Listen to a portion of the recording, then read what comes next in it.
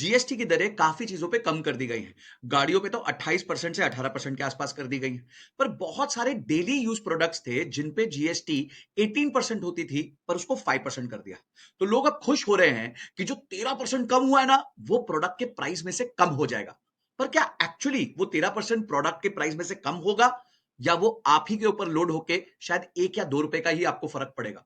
ये जानने के लिए आज की वीडियो कंप्लीटली देखना, क्योंकि आज की वीडियो एक मास्टर क्लास है कि जीएसटी एक्चुअली इंडिया में ऑपरेट कैसे करता है, जीएसटी के नियम कैसे होते हैं। और इस वीडियो के लिए मैंने मामा अर्थ, जो एक लिस्टेड कंपनी है, उसके फाइनेंशियल्स को डाउनलोड करके आपको उस फाइनेंशियल्स के हिसाब से बताऊंगा कि क्यों ये सारी कंपनीज आप तक जो जीएसटी का बेनिफिट मिला है उसको पास ऑन नहीं कर पाएंगी।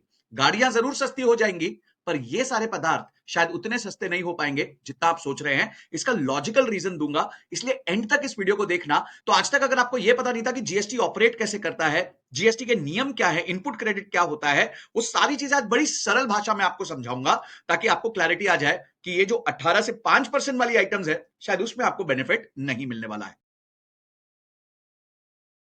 तो गाइस, अब आप अपने स्क्रीन पे देख सकते हैं, ये है वो फोटो जो बहुत ज्यादा सर्कुलेट कर रही है। अब यहां पे आप देखिए कि यहां पे आइटम्स हैं जो 18 से 5% कर दिए गए। कौन से? Hair oil, shampoo, toothpaste, toilet soap, bar, toothbrushes, shaving cream, etcetera.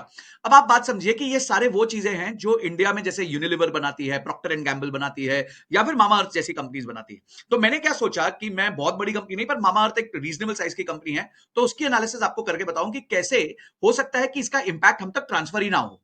तो इस चीज को समझने के लिए जीएसटी को हमें कंप्लीटली समझना पड़ेगा। मैं अब आपके साथ एक एक्सेल शीट शेयर करूंगा, और उस एक्सेल शीट में ये सारी कैलकुलेशन आपको करके बताऊंगा कि जीएसटी वर्क कैसे करता है। तो गाइस, आइए समझते हैं। समझिए, कोई एक प्रोडक्ट है, ठीक है, कोई प्रोडक्ट है, प्रोडक्ट एक्स, उसका प्राइस है 100 रुपए। अब दो चीजें हो सकती है, या तो ये 100 रुपए में जीएसटी इंक्लूसिव है, या इस 100 रुपए के ऊपर जीएसटी लगेगा। अगर इस 100 रुपए के ऊपर जीएसटी लगेगा, तो वो लगेगा, समझिए, 18%। तो हम इसको करते हैं 18% इंटू 100, तो ये बन जाएगा 18 रुपीज, और टोटल प्राइस जो आ जाएगा वो आ जाएगा 118 रुपए। पर बहुत सारे केसेस में क्या होता है, बहुत सारे केसेस में क्या होता है कि प्रोडक्ट का प्राइस जो है वो जीएसटी के इंक्लूसिव बताते हैं, यानी कि इंक्लूसिव जीएसटी प्रोडक्ट का प्राइस क्या है। तो समझते हैं, अगर 100 रुपए प्रोडक्ट का प्राइस इंक्लूसिव जीएसटी है, तो ये बिना जीएसटी के कितना होगा? अरे बहुत सारे लोग मिल जाते हैं यहीं पे ना। मेरे को इतना गुस्सा आता है कभी कभी कि अकाउंटेंट्स तक मेरे को आके मिलते हैं और वो बोलते हैं, सर क्या 18 रुपए तो कम होगा? तो यानी 100 रुपए अगर हमारा जीएसटी समेत प्रोडक्ट का प्राइस है, तो उसमें 18 माइनस कर देते हो, 82 का प्रोडक्ट हो जाएगा। अरे भाई, ये ऊपर से नीचे और नीचे से ऊपर की मैथ नहीं पड़ी थी क्या बचपन में? तो भाई, ये 100 रुपए जो है वो इंक्लूसिव ऑफ जीएसटी है। तो हमें क्या मतलब 18% जोड़ा हुआ है। तो हमें क्या करना है, हमें दिस 100 को 1.18 से डिवाइड कर देना है। तो यानी 84 रुपीज 75 पैसे का प्रोडक्ट आ गया। तो 82 का प्रोडक्ट नहीं है, 84.75 का है। और जीएसटी कितना होगा? ऑब्वियसली इन दोनों के गैप का जो होगा अमाउंट, वो जीएसटी बन जाएगा। तो बड़ा क्लियर हो गया इसमें कि अगर 100 रुपए प्रोडक्ट की वैल्यू थी, तो उसमें 15 रुपीज 25 का जीएसटी होता था। अब आप बात समझिए इनपुट क्रेडिट का क्या सिस्टम होता है। अब अगर ये प्रोडक्ट एक्स 84 रुपीज 75 पैसे का मैं बेच रहा हूं, क्योंकि बचा हुआ 15 रुपए तो मेरे को सरकार को देना है, तो इसमें बहुत सारी इनपुट कॉस्ट आती थी। इसमें बहुत सारी इनपुट कॉस्ट किस किस तरीके की है? जैसे मटेरियल की इनपुट कॉस्ट हो सकती है, लॉजिस्टिक्स की इनपुट कॉस्ट हो सकती है, मार्केटिंग की हो सकती है, और ये सारी चीजें मैं मामा अर्थ से आपको बताऊंगा। अब ये सारी चीजों पे आज भी जीएसटी लगने वाला है। तो पहले क्या होता था, समझिए कि सारी दो तरह की इनपुट कॉस्ट है। फॉर एग्जाम्पल, एक इनपुट कॉस्ट है जिसपे जीएसटी लगता था, और वो इनपुट कॉस्ट थी 60 रुपीज। और एक इनपुट कॉस्ट थी जिसमें जीएसटी नहीं लगता था। फॉर एग्जाम्पल, सैलरीज पे जीएसटी नहीं लगता है, या कोई पर्टिकुलर फार्मर से जब आइटम्स खरीदी जाती हैं तो उस पर जीएसटी नहीं लगता है। तो वो हम मानते हैं कि 15 रुपीज का वो प्रोडक्ट्स थे। ठीक है। तो अब ये जो 60 रुपीज पे जीएसटी होता था, अगर इस पे हम 18% जीएसटी माने, तो वो नंबर आता था 10 रुपीज 80 पैसा। तो ये कंपनी क्या कहती थी? ये कंपनी कहती थी, सर देखिए, हमने कस्टमर से 15 रुपए 25 पैसे का हमने जीएसटी कलेक्ट किया है, 10 रुपए 80 पैसे तो हमने हमारे वेंडर्स को दे दिए। तो जो बचा हुआ पैसा है, कितना बचा है अब इन दोनों के बीच में? ये बचा है करीबन 4 रुपीज 45 पैसा।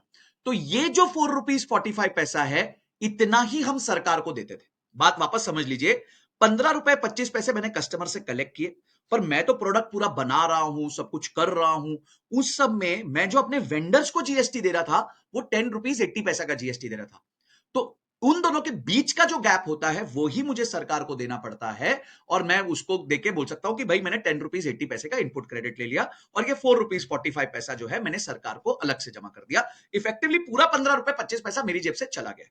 पर अगर आज मैं अपनी P&L निकालता तो ये 84 रुपीज 75 पैसा में से 60 रुपीज मेरी इनपुट कॉस्ट होती, और 15 रुपए मेरी इनपुट कॉस्ट होती विदाउट जीएसटी, यानी मेरा प्रॉफिट होता 9 रुपीज 75 पैसा।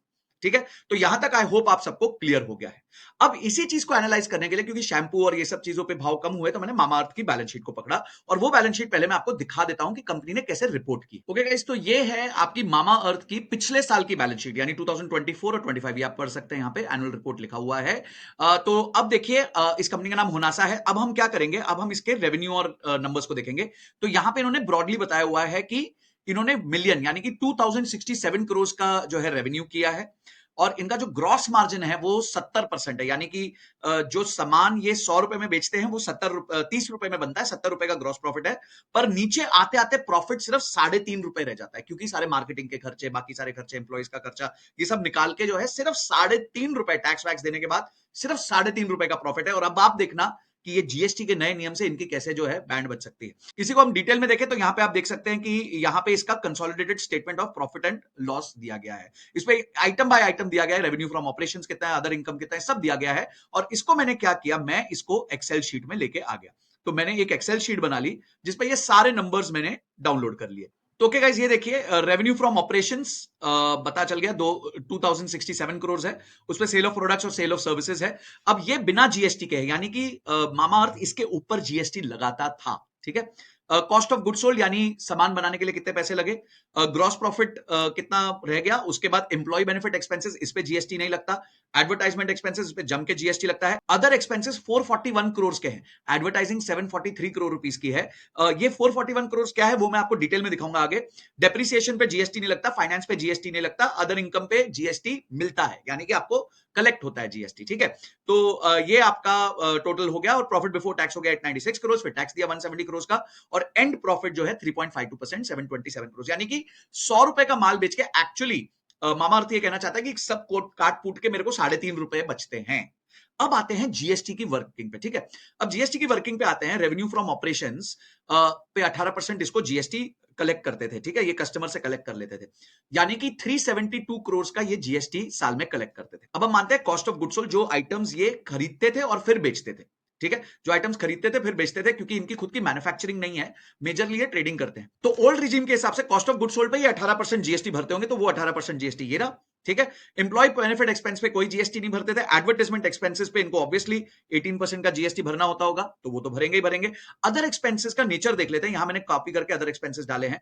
तो अगर आप यहां अदर एक्सपेंसेस देखें तो यहां पे एडवर्टाइजमेंट एक्सपेंसेस तो आ गया अलग से, फ्रेट एंड फॉरवर्ड एक्सपेंसेस, इस पे भी जीएसटी लगता है, सॉफ्टवेयर सपोर्ट पे भी लगता है, सेल्स कमीशन पे भी लगता है, पैकेजिंग मटेरियल पे भी लगता है। जिसमें कुछ छोटी छोटी चीजें हैं, जैसे कॉन्ट्रैक्ट लेबर चार्जेस हैं। कॉन्ट्रैक्ट लेबर चार्जेस अगर किसी मेजर कॉन्ट्रैक्टर के थ्रू किया तो भी जीएसटी लगता है। बाकी ये रेट्स एंड टैक्सेस, इंश्योरेंस पे भी पहले जीएसटी लगता है, अभी बंद होगा। रिपेयर्स एंड मेंटेनेंस पे भी जीएसटी लगेगा, यानी मोटा मोटी इन पे भी सब आइटम्स पे जीएसटी लगेगा। ठीक है, तो इसका भी हम जीएसटी कैलकुलेट कर लेते हैं 18% के हिसाब से। तो ये 18% जीएसटी इनको देना होगा। अब डेप्रिसिएशन पे कोई जीएसटी नहीं लगता, फाइनेंस कॉस्ट पे कोई जीएसटी नहीं लगता, अदर इनकम पे ऑब्वियसली कोई जीएसटी इनको मिलता है। ठीक है, अब अदर इनकम का नेचर देखना होगा। अदर इनकम हो सकता है कभी कोई इंटरेस्ट की इनकम हो, एफडी में पैसा रखा हो, लिक्विड फंड्स में पैसा रखा हो, इस तरीके की इनकम होगी, तो एक बार मैं इसको जीएसटी से मानता हूं कि नहीं मिलेगा हमारे को जीएसटी। अब आप बात समझिए कि 3,721 करोड़ का इन्होंने जीएसटी कलेक्ट किया कस्टमर से, जिसमें से इन्होंने अपने वेंडर्स को 1,103 करोड़ दे दिया। उसके बाद एड स्पेंड के लिए 133 करोड़ के आसपास का जीएसटी दे दिया, और बाकी अदर एक्सपेंसेस में भी इन्होंने 80 करोड़ का जीएसटी दे दिया। नेट नेट इनको 484 करोड़ के जीएसटी की लायबिलिटी आएगी। ये 484 करोड़ रुपए उठा के ये सरकार को दे देंगे। ठीक है, ये सरकार को उठा के दे देंगे। अब न्यू टैक्स रिजीम में क्या होगा? ठीक है, अब न्यू टैक्स रिजीम में क्या होगा? न्यू टैक्स रिजीम में इनको लगेगा 5% जीएसटी। ठीक है, इनको लगेगा 5% जीएसटी, यानी ये कस्टमर से कलेक्ट करेंगे 1033 करोड़ रुपीस। कस्टमर से कलेक्ट कर लेंगे 1033 करोड़ रुपीस। ठीक है, अब ये जो 1103 करोड़ रुपए है, ये इनको हो सकता है इनको कुछ बेनिफिट मिल जाए, क्योंकि ये मेजरली जो है वो अक्वायर करते हैं अपने सप्लायर से, ये मैन्युफैक्चर नहीं करते हैं। कि हो सकता है कि इनको 50% का बेनिफिट इस पे हो जाए, तो मैं एक बार 50% का बेनिफिट मान लेता हूं। ठीक है, तो 50% इंटू 1103 करोड़, ये इनको सरकार को जमा करना पड़ेगा। ये देना पड़ेगा, ऑप्शन नहीं है, ठीक है। अच्छा, एडवर्टाइजमेंट एक्सपेंसेस पे तो कोई रियायत नहीं आई, तो वो वापस देना पड़ेगा। अच्छा, अदर एक्सपेंसेस पे भी कोई मेजरली रियायत नहीं आई, सिर्फ इंश्योरेंस छोड़ के, तो इसमें हम मानते हैं कि अभी भी 70% इनको जीएसटी देना ही पड़ेगा, मतलब 30% की इनको आइटम्स ऐसी मिल जाएंगी जहां छूट हो जाएगी, और 70% आइटम्स में फिर भी जीएसटी देना पड़ेगा, ठीक है। तो यहां मैं 70% डाल देता हूं। अब आप समझिए, ये जो 5% इनको मिलेगा ना, इसमें से इनको इसका सेट ऑफ नहीं मिलने वाला। 5% आइटम्स में सेट ऑफ नहीं होता है। हो सकता है अगर सरकार कोई क्लैरिफिकेशन ले आए तो अलग बात है, बट वैसे 5% वाली कोई भी आइटम पे इनपुट क्रेडिट नहीं मिलता है, ठीक है। और कोई मेरे सीए भाई देख ले हो, मेरे से गलती हो रही हो तो मुझे जरा कमेंट सेक्शन में बता देना। जो मेरी नॉलेज है उसमें 5% वाली आइटम्स में कोई इनपुट क्रेडिट नहीं मिलता। यानी कि ये जो कॉस्ट है ना, ये तो अभी भी इनको देनी पड़ेगी, जीएसटी बदलने के बाद भी देनी पड़ेगी। यानी पहले ये जीएसटी से इसका इनपुट क्रेडिट ले लेते थे, अब ये इनपुट क्रेडिट नहीं ले पाएंगे। तो इसका मतलब बड़ा सिंपल है कि ये पैसा ये आपसे रिकवर करेंगे। ये पैसा है 244 करोड़ रुपीस। अब इन्होंने माल कितने का बेचा? 2067 करोड़ रुपीस। तो हम क्या करेंगे, हम 244 करोड़ रुपीस को 2067 करोड़ से डिवाइड कर देंगे, यानी 11.8%। तो इनको भाव बढ़ाना पड़ेगा ताकि ये ब्रेक इवन कर सके। 11.8% इनको भाव बढ़ाना पड़ेगा अपने आइटम का, ताकि ये ब्रेक इवन कर सके, क्योंकि अब इनके पास इनपुट क्रेडिट नहीं। पर गेम यहां खत्म नहीं हुई, उसके अलावा भी इनको ये 5% और बढ़ाना पड़ेगा, ठीक है। तो अगर इनको 5% और बढ़ाना पड़ेगा, तो पहले देखते हैं 11.8% बढ़ा के इनका प्राइस कितना हो जाता है। तो इसको हम कर देते हैं 1 प्लस 11.8%, यानी इनका जो रेवेन्यू होगा वो होगा 2311 करोड़, तब इनका ब्रेक इवन होगा, ठीक है। तो आपका कॉस्ट तो सीधा सीधा 12% बढ़ गया भाव का। पहले 18% आप दे रहे थे एक्स्ट्रा, आपको लगा वो 18% 5% रह जाएगा, यानी 13% का आपको प्रॉफिट आ जाएगा, पर नहीं आएगा ना, क्योंकि 12% तो इनको बढ़ाना ही पड़ेगा ब्रेक इवन करने के लिए, और उसके बाद इनको जीएसटी अब जोड़ के देना है सरकार को। तो भाई इस पे भी जो है 5% का जीएसटी जुड़ेगा। तो अगर आप इस पे 1 प्लस जीएसटी कर देते हैं, तो इनका टोटल रेवेन्यू होगा 2427 करोड़ रुपीस, और इस टाइम पे वो रेवेन्यू था 2067 करोड़ रुपीस। यानी कि मोटा मोटी इनको 17% भाव बढ़ाना पड़ेगा अपने प्रोडक्ट का, जिससे ये 5% का मुनाफा कर सके। मोटा मोटी इनको कितना? 17% भाव बढ़ाना पड़ेगा, ताकि ये आपका प्रोडक्ट का ब्रेक इवन कर सके। तो पहले जो प्रोडक्ट पे 18% जीएसटी लग रहा था, अब आपको लगा वो 5% रख गया, यानी मेरे को 13% जीएसटी का बेनिफिट मिलेगा। मुझे नहीं लगता कि हमारे को 1 रुपए का भी बेनिफिट मिल पाएगा, क्योंकि ये मैथमेटिक्स ऑलमोस्ट सारे ब्रांड्स के साथ है। कहां फर्क आ सकता है वो मैं बता देता हूं। फर्क सिर्फ इतना आ सकता है कि एडवर्टाइजमेंट पे मामाअर्थ अभी अपने रेवेन्यू का 36% का खर्चा कर रही है। कोई ब्रांड हो सकता है उसका एडवर्टाइजमेंट पे खर्चा हो फॉर एग्जाम्पल 10%, 15%, तो वो ये 17% को थोड़ा सा कम कर सकता है। यानी कि जो ब्रांड्स बेचारे ज्यादा खर्चा कर रहे हैं मार्केटिंग करने पे, उनकी ज्यादा हजामत होने वाली है, क्योंकि वो अपने प्रोडक्ट का भाव कम नहीं कर पाएंगे। और जो लेगेसी ब्रांड्स जैसे यूनिलीवर है, आईटीसी है और पीएनजी है, उनका जो खर्चा था मार्केटिंग पे वो काफी कम होता है as compare to their revenue. यानी यहाँ पे 36 होगा, तो वहां हो सकता है 10 से 15% के आसपास हो। तो ऐसे ब्रांड्स अपने कस्टमर को फिर भी 3-4-5% का जो है पास ऑन कर पाएंगे बेनिफिट। और मामा जैसे ब्रांड्स जिनके पीएनएल से मैंने समझा दिया है कि वो आप तक कोई भी बेनिफिट ट्रांसफर कर ही नहीं पाएंगे।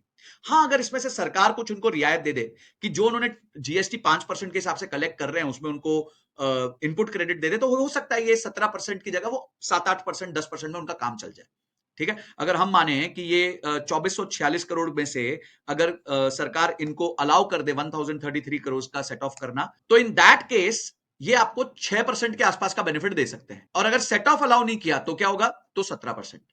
तो अब सरकार के ऊपर है, अगर वो सेट ऑफ अलाउ करती है तो थोड़ा बेनिफिट ज्यादा मिल जाएगा कस्टमर को, और अगर सेट ऑफ अलाउ नहीं करती है तो ऑलमोस्ट जो है उतना ही पैसा आपको देना पड़ेगा। कोई पैसे में कटौती नहीं होगी। आपका शैम्पू, तेल, साबुन मोटा मोटी उसी प्राइस पे आएगा। जो बड़े ब्रांड्स है जहां मार्केटिंग का खर्चा कम है, वो आपको हो सकता है 4-5% का डिस्काउंट दे दे। पर इस ऐसे ब्रांड्स जिनका मार्केटिंग का खर्चा ज्यादा, अच्छा जितने D2C ब्रांड्स है आजकल, आप जितना ऑनलाइन फेसबुक इंस्टाग्राम पे शॉपिंग करते हैं, वो तो सारे बर्न कर रहे हैं ना, पैसा जम के बर्न कर रहे हैं। कई केसेस में तो उनका रेवेन्यू का 40-40, 60-60% तक जो होता है वो मार्केटिंग कॉस्ट होने लग जाता है। तो वो तो बेचारे मारे जाएंगे। हो सकता है उनको अपने भाव बढ़ाने पड़े, अगर इनपुट क्रेडिट नहीं मिला तो हो सकता है उनको भाव बढ़ाने पड़ जाए। तो भाई ये जो परेशानी है जीएसटी की, ये आम जो आइटम्स हैं उसमें ये परेशानी रहने वाली है। इनपुट लेवल पे अभी भी प्रॉब्लम है। इनपुट लेवल पे अभी भी जो है आपको जीएसटी देना है। अगर आप किसी की कंसल्टिंग लेते हैं, कोई कॉन्ट्रैक्टर को ऑनबोर्ड करते हैं, जो भी करते हैं, आप एडवर्टाइजिंग करते हैं, तो सबको 18% जीएसटी देना है। तो हो सकता है पहला रिजीम ही लोगों को पसंद आ जाए, बड़े ब्रांड्स को। अभी ये मैथमेटिक्स करेंगे और मेरे को लगता है लॉबी करेंगे। तो गाइस, ये था एक मास्टर क्लास की कैसे जीएसटी वर्क करता है, ऑपरेट करता है, इनपुट क्रेडिट क्या होता है और कैसे कंपनीज इनपुट क्रेडिट यूज करके प्रॉफिटेबल हो रही थी। और अब जो नए रिजीम में हो सकता है उनको सेम कंपनीज को परेशानी हो।